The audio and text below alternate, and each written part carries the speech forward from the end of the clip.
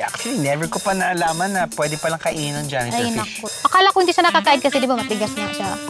Pero, Teka, matigas siya. Hawakan mo nga. alak ng tokwa.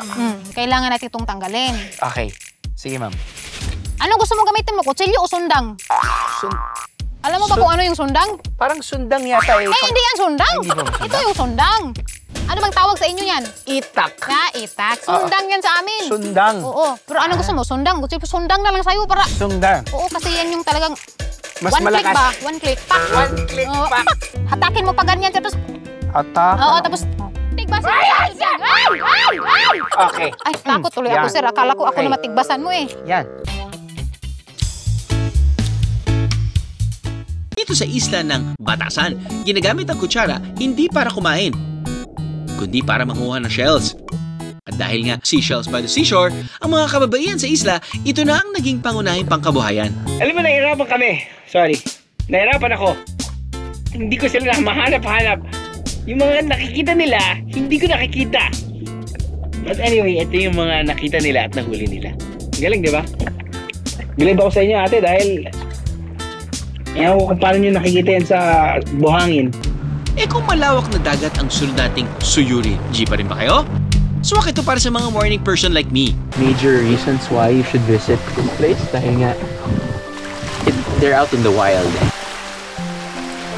They're just free, they're looking for food, and they're actually just happy that we are, just chilling and, riding the waves with them.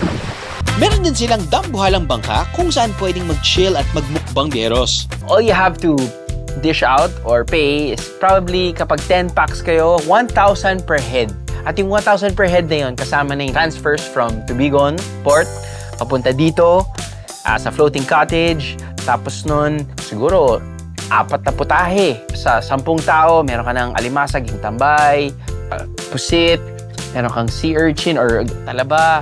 At, mind you, the whole day.